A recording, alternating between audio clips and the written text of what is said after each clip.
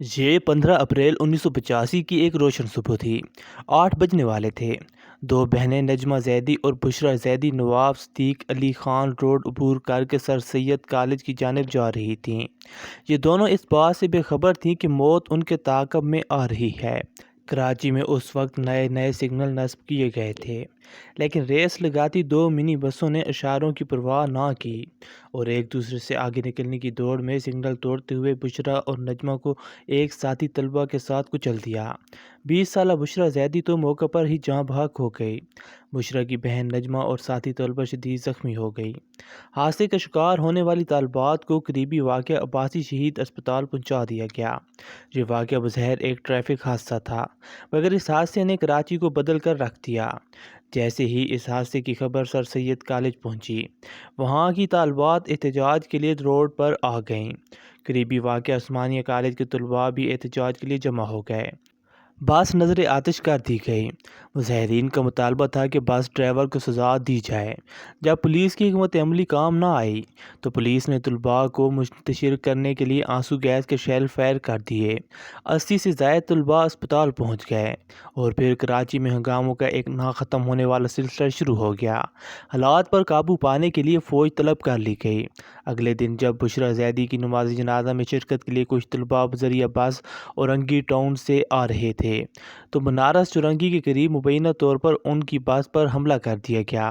اس واقعے نے بشریٰ زیدی کے حادثات میں مزید اشتعال کا رنگ بھر دیا اور پھر پورے کراچی میں جگہ جگہ احتجاج شروع ہو گیا۔ یہ احتجاج بظاہر بس ڈرائیوروں کی گرفتاری کے لیے تھا۔ اس وقت کراچی کی آبادی تقریباً 80 لاکھ تھی، جس میں 15 لاکھ کے قریب پشتون تھے۔ ان لوگوں کا کراچی کی ٹرانسپورٹ میں سب سے بڑا حصہ تھا، اس لیے سمجھا گیا کہ لڑکی کو کچلنے والا ڈرائیور پشتون ہے۔ اس سوچ نے ایک عام سے ٹریفک حادثے کو لسانی رنگ دے دیا۔ پہلے کراچی کے ٹرانسپورٹ پر حملے ہوئے، بسیں جلائی گئیں، ڈرائیوروں کو مارا پیٹا گیا اور پھر پشتونوں کی آبادیوں پر حملے شروع ہو گئے۔ یوں ایک ٹریفک حادثہ مہاجر پشتون فساد کی نظر ہو گیا۔ بشریٰ زیدی کی ہلاکت کے بعد ایک ہفتے تک تو یہ حال تھا کہ ہر 10 منٹ بعد کراچی میں ایک زخمی یا مقتول اسپتال پہنچایا جا رہا تھا۔ بشریٰ زیدی واقعے کے رد عمل میں ہونے والے مختلف واقعات کے نتیجے میں 200 افراد جاں بحق ہو گئے، تعلیمی ادارے بند کر دیے گئے۔ بشریٰ زیدی کے والد عمان میں ملازمت کرتے تھے۔ وہ اپنی بیٹی کی ہلاکت پر کراچی واپس لوٹے۔ انہوں نے فسادات کرنے والوں سے پرامن رہنے کی اپیل بھی کی۔ ان کی کسی سیاسی جماعت سے وابستگی نہیں تھی۔ انہوں نے اس بس ڈرائیور کے لیے معافی کا بھی اعلان کیا، مگر لوگوں کے جذبات اب کوئی اور رخ اختیار کر چکے تھے۔ معاملہ بڑھتا جا رہا تھا۔ ناظم آباد، نارتھ ناظم آباد، لیاقت آباد، اورنگی ٹاؤن میدان جنگ بن گئے۔ نفرتوں کو ہوا دیتے نامعلوم افراد کی جانب سے شائع ہونے والے پشتونوں کے خلاف نفرت انگیز پمفلٹس شہر میں گردش کرنے لگے۔ ان پمفلٹس نے جلتی پر تیل کا کام کیا۔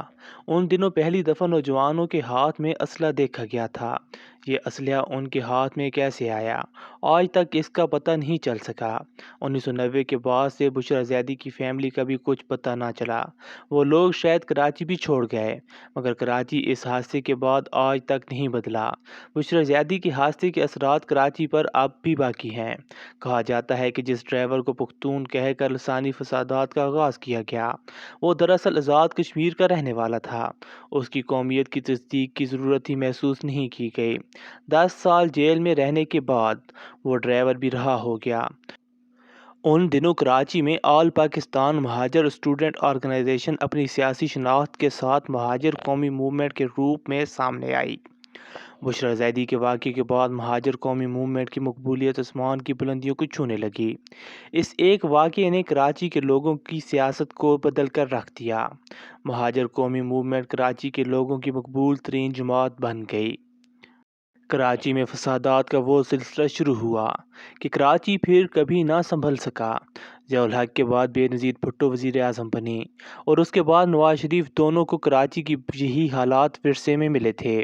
دونوں اپنے ادوار میں اس پر قابو پانے کی کوشش کرتے رہے، لیکن حالات بجائے ٹھیک ہونے کے مزید خراب سے خراب تر ہوتے چلے گئے۔ شروع میں دو گروپوں کا تصادم اب چومکھی لڑائی میں بدل چکا تھا۔ اب ایم کیو ایم اور پشتونوں میں ہی نہیں بلکہ ایم کیو ایم اور پیپلز پارٹی میں بھی خوفناک تصادم جاری تھا۔ فرقہ وارانہ انتہا पसंद गरोह भी मुतहरिक थे, जिनका निशाना इमाम बारगाहों और मसाजिद बन रही थीं। इस बात अमनी में बेनज़ीर हुकूमत ख़त्म हो गई और नवाज शरीफ का दौरे हुकूमत आ गया। नवाज शरीफ ने सिंध में अमन के लिए 1992 में ऑपरेशन क्लीन अप का आगाज़ कर दिया। इब्तदाई तौर पर यह ऑपरेशन सिंध के इलाकों में डाकू राज के खिलाफ था, लेकिन अल्ताफ़ हुसैन इस ऑपरेशन को MQM के खिलाफ होने वाला बदतरीन ऑपरेशन करार देते हैं और उनके नज़दीक इसकी कुछ वजूहात भी हैं, क्योंकि यही वो ऑपरेशन था जिसमें MQM के खुफिया ठिकानों से जुलाई 1992 में जनाबपुर के नक्शे बरामद हुए और MQM पर इल्ज़ाम लगाया गया कि वो कराची को पाकिस्तान से काट कर भारत की मदद से हांगकांग स्टाइल में एक आज़ाद रियासत बनाना चाहते हैं, जिसका नाम मुबैना तौर पर जनाबपुर होगा। ये कहानी बहुत खौफनाक थी। इस बात ने MQM की साख को मुखालफिन में ही नहीं, अपनों में भी उधेड़ कर रख दिया। लेकिन ये कहानी ज़्यादा देर अपना वजूद बरकरार ना रख सकी। 19 अक्टूबर को ISPR ने ऑफिशियल बयान जारी किया कि नाम नहाद जनाबपुर के नक्शों वाली खबर बेबुनियाद है। पाक फ़ौज ने सियासी हुकूमत को जनाबपुर के कोई नक्शे दिए हैं और ना ही इस किस्म की कोई शवाहिद मिले हैं। अलबत्ता मेजर नदीम डार, जिन्होंने ये नक्शे बरामद करने का दावा किया था, आज वो नॉर्वे में खुद साख्ता जलावतनी की ज़िंदगी गुजार रहे हैं। आज भी अपने बयान पर कायम हैं और कहते हैं कि जनाबपुर के नक्शे सच्चे थे। उन्हें बरामद करने के जुर्म में मुतहदा ने उनका घर जलाया, उनके बेटे को भी कत्ल किया। यही वो ऑपरेशन था जिसमें मुतहदा पर इल्ज़ामात लगाया गया कि उन्होंने मेजर कलीम समेत 3 फौजी एहलकारों को अगवा करके तशद्दुद का निशाना बनाया। उन एहलकारों को पुलिस ने व्हाइट हाउस नामी एक टार्चर सेल से बरामद किया था, लेकिन 1998 में सुप्रीम कोर्ट ने इस मुकदमे में गिरफ्तार तमाम मुल्ज़मान को बरी कर दिया था और 2006 में यह मुकदमा ही ख़त्म कर दिया गया।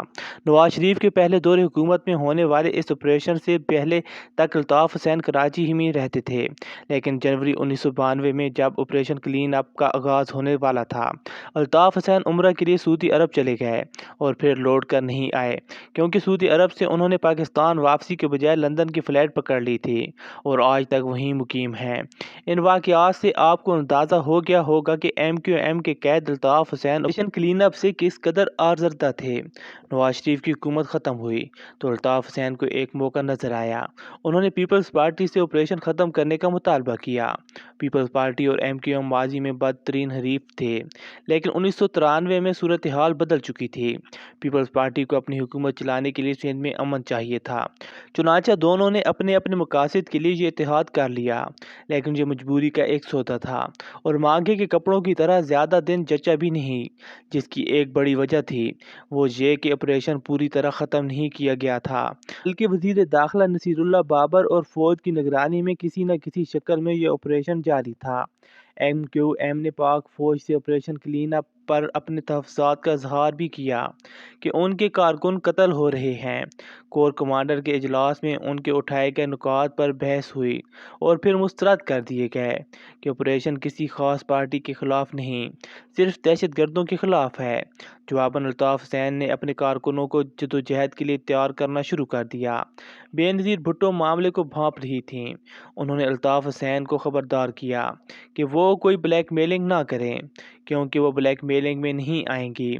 इन सब बातों ने सियासी दर्जा हरारत को इतना बढ़ा दिया कि MQM ने अपने मुतालबात के लिए एहतजाज और गिरफ्तारियां देने का सिलसिला शुरू कर दिया। इसी सिलसिले में 29 अप्रैल 1994 को MQM ने एक बड़ा जुलूस निकाला। जब ये जुलूस कराची की 3 हट्टी पर पहुंचा तो पुलिस और मुजाहिरीन में तसादम शुरू हो गया। 2 घंटे तक फायरिंग होती रही। 2 अफराद जाँ बहक और 15 ज़ख्मी हुए। अल्ताफ़ हुसैन ने इस वाक़े पर 2 रोज़ा सोग का ऐलान कर दिया। इस सोग के दौरान फिर 35 से ज़ायद गाड़ियाँ जलाई गईं, बैंक लूटे गए, इंसानी जानों का ज़िया हुआ और फ़ौजी दस्तों पर खुलेआम फायरिंग की गई। नतीजतन शहर में अमन व अमान के लिए फ़ौज को तलब कर लिया गया, क्योंकि अब MQM ने बाकायदा हथियार उठा लिए थे। 4 मई को MQM के मरकज़ अजीज़ आबाद पर सुबह सवेरे पुलिस, रेंजर और फ़ौज ने छापा मारा। फारूक सत्तार समेत 200 से ज़ायद अफराद को हिरासत में ले لیا گیا۔ الطاف حسین لندن میں تھے، ان کی گرفتاری کی کوشش بھی ہونے لگی، انٹرپول سے رابطے بھی کیے گئے۔ الطاف حسین خود بھی واپسی کے بیانات دیتے رہے، لیکن نہ تو وہ واپس آئے، نہ انٹرپول کو انہیں لانے پر راضی کیا جا سکا۔ بے نظیر ان حالات پر قابو پانے میں ناکام دکھائی دیتی تھیں، بلکہ وہ خود کئی بار کہہ چکی تھیں کہ کراچی میں گوریلا جنگ جیسا ماحول ہے، دہشت گرد اتنے طاقتور ہو گئے ہیں کہ رینجر جنہیں شہر کی حفاظت کے لیے بلایا گیا تھا وہ بھی محفوظ نہیں رہے۔ 22 دسمبر 1994 کو 4 رینجرز اہلکاروں کی تشدد زدہ لاشیں کراچی میں جھاڑیوں سے ملی تو کہرام مچ گیا۔ حکومت نے اس کا الزام بھارت پر لگایا، بھارتی قونصل خانہ بند کرنے کا حکم جاری کر دیا۔ کراچی میں اس کی ذمہ داری بے نظیر بھٹو نے وزیر داخلہ نصیر اللہ بابر کو سونپ رکھی تھی۔ وہ سابق اعلیٰ فوجی آفیسر تھے۔ رینجرز اور پولیس کی مدد سے انہوں نے شہر میں جو اقدامات کیے ان میں پولیس بھی ان کے ساتھ تھی، اور پولیس کو انہوں نے مبینہ طور پر ماورائے عدالت قتل کے لیے بھی استعمال کیا۔ سب سے مشہور قتل اس شخص کا تھا جسے نصیر اللہ بابر MQM کے دہشت گردوں کا کمانڈر کہتے تھے، اور اس کے سر کی قیمت 15 لاکھ مقرر تھی۔ 2 اگست 1995 میں اسے ساتھیوں سمیت کراچی ایئرپورٹ کے قریب پولیس مقابلے میں مار دیا گیا۔ الزام لگایا گیا کہ یہ دہشت گرد ایئرپورٹ پر طیاروں کو نشانہ بنانا چاہتا تھا، لیکن اس کے گھر والے کہتے ہیں کہ اسے کچھ دن پہلے ہی گرفتار کر لیا گیا تھا۔ مارا جانے والا انتہائی مطلوب دہشت گرد فاروق دادا تھا، جس کی بیوی شادیہ فاروق بعد میں رکن سندھ اسمبلی بھی بنی، اور وہ ایئرپورٹ تھانہ انچارج جس نے فاروق دادا کو مقابلے میں مارا تھا اس کا نام تھا انوار احمد خان، جو اب رو انوار احمد کے نام سے مشہور ہے۔ فاروق دادا کا قتل MQM کے لیے بہت بڑا سانحہ تھا۔ شاید یہی وجہ تھی کہ اگلا دن کراچی شہر کے لیے قیامت سے کم نہیں تھا۔ اورنگی ٹاؤن میں ایک کوچ میں 12 لاشیں اوپر تلے اس طرح سے ملیں کہ سب کے سر پر گولیاں تھیں اور جسم چھلنی تھے۔ ایک رات میں درجنوں لوگوں کو اغوا کیا گیا، جن میں سے بیشتر کی لاشیں شہر کے مختلف حصوں سے ملیں۔ مرنے والوں میں بہت سے وہ مزدور تھے جن کا تعلق کسی سیاسی جماعت سے نہیں تھا، بلکہ وہ مختلف شہروں سے مزدوری کرنے کے لیے کراچی میں آئے تھے۔ یوں لگتا تھا جیسے آصف زدہ شہر میں کسی کا خوف و ہراس برقرار رکھنا مطلوب تھا۔ اس سب کا سیاسی نقصان تو ہو رہا تھا، لیکن پاکستان کے انٹرنیشنل امیج بھی بری طرح متاثر ہو رہا تھا۔ وہ یوں کہ اگلے سال کرکٹ ورلڈ کپ کے کچھ میچز کراچی میں بھی ہونا تھے، جس کے لیے دنیا کو دکھانا ضروری تھا کہ کراچی ایک پرامن شہر ہے۔ شہر میں کچھ امن ہونے کو تھا کہ ایسے میں امریکی قونصلیٹ کے 2 اہلکاروں کو دن دہاڑے گولی مار کر ہلاک کر دیا گیا۔